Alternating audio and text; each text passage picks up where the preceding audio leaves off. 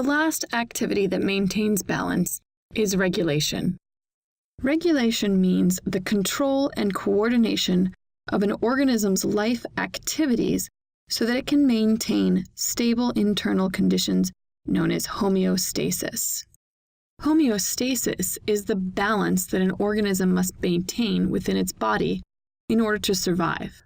If the conditions within the body get out of balance, homeostasis works to bring it back into balance.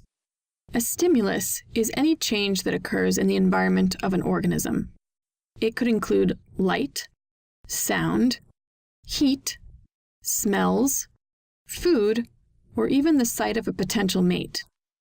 Regulation allows an organism to control and coordinate all of the metabolic activities inside its body in order to respond to the stimuli that occur outside of its body. Regulation allows an organism to adjust and survive in its environment. There are two basic types of regulation: chemical regulation, which is controlled by your endocrine system and hormones, and nervous regulation, which is controlled by your nervous system and nerve impulses. Nervous regulation is fast-acting, but doesn't last very long. Chemical regulation is slow to act, but it lasts much longer. Chemical regulation works to maintain homeostasis by a feedback system that is similar to the way a thermostat works in your house. A thermostat is designed to maintain a particular range of temperature within your home. If it gets too hot, the air conditioning kicks on and brings the temperature back down.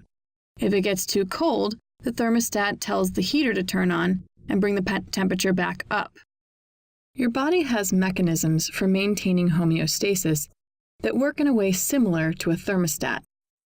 Let's use blood chemistry as an example of how the body uses chemical and nervous regulation to maintain homeostasis. There are a number of different chemicals in your blood that must be maintained within specific ranges for your survival and well-being. Some examples are glucose, calcium, sodium, and carbon dioxide.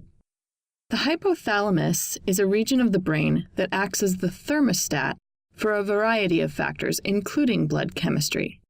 It is part of your nervous system and is therefore responsible for nervous regulation of the blood. It can sense if there's an imbalance and then activate chemical regulation to correct it. The hypothalamus does this by sending nerve impulses to the pituitary gland, which is located just below it. The pituitary gland initiates chemical regulation by releasing hormones, or chemical messengers, that can regulate blood chemistry and maintain the balance of homeostasis. All of these chemicals in your blood, glucose, calcium, carbon dioxide, sodium, must be maintained at a certain level within your body. If any of these chemical levels become too high, your hypothalamus will sense that and send messages to your pituitary gland to create hormones to correct it and bring the levels back down to normal.